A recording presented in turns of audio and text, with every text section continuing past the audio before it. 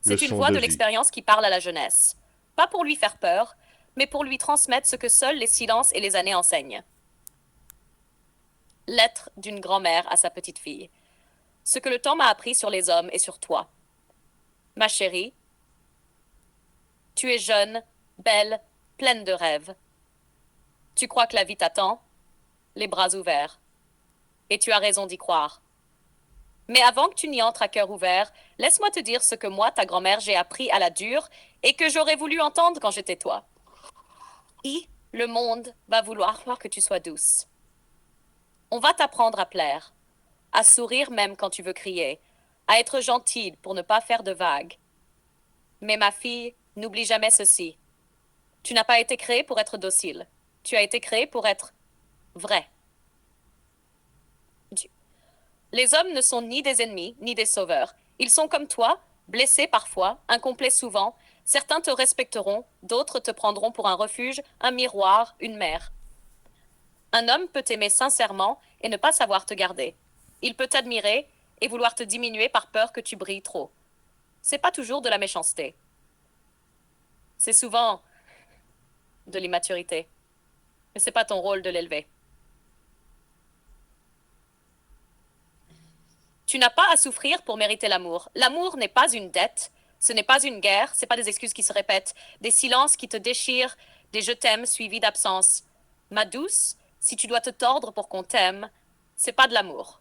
Si tu dois t'effacer pour rester, tu te perds. Hâte, ton corps est sacré. Tu n'es pas un objet de désir. Tu es un monde intérieur. Chaque fois que tu t'offres sans respect, une part de toi se ferme. L'intimité sans présence, c'est du vide qui laisse des traces. Choisis un homme qui te touche avec l'âme, pas seulement les mains. Tu es une femme, et c'est immense. Tu porteras la vie ou des projets.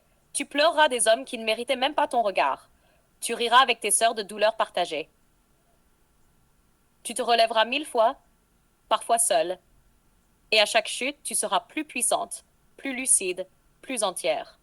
Vie, ne deviens jamais une femme amère. Ne ferme pas ton cœur à cause de ceux qui ne savaient pas l'aimer. Ne te venge pas en devenant dur. Protège-toi sans t'éteindre. Reste lumière, même dans les tempêtes.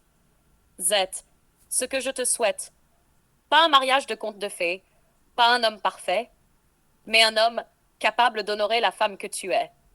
Un homme qui t'écoute sans te corriger, regard profond, qui t'élève sans te dominer, voix douce mais ne fuit pas ton feu intérieur. Et si tu ne le trouves pas, ne te rabaisse pas pour avoir quelqu'un, confuse après une rupture ou un amour incertain, ton propre refuge, saine, intérieur. Fin de journée, et souviens-toi de ceci, ou un vieux salon. La lumière tombe doucement. On attend de toi. La petite fille est assise en silence, les yeux t'en aller. La grand-mère entre avec une tisane. Lui tend la tasse. Tu peux être seule. Tiens, bois et complète. Ça ne répare pas tout, mais ça réchauffe le cœur un instant.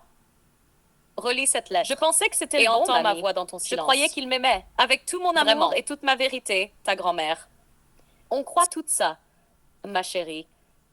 Et parfois, on a raison. Mais souvent, on s'est juste aimé à travers lui. Je lui ai tout donné. Mon corps, mes secrets, mes silences, mes larmes. Et il est parti. Comme si j'étais rien. Parce qu'il a pris ce que tu offrais, sans te regarder vraiment. Pas par méchanceté, peut-être, mais parce que tu ne t'étais pas encore choisie, toi. Petite fille, tu veux dire que c'est ma faute? Je veux dire que tu t'es oubliée. Tu as cru que plus tu donnais, plus il resterait. Mais un homme ne reste pas parce que tu t'étires pour lui. Il reste quand tu tiens debout devant lui. Mais s'aimer, ce n'est pas se donner. Oui, mais pas se livrer nu à quelqu'un qui ne sait pas ce qu'il tient dans les mains.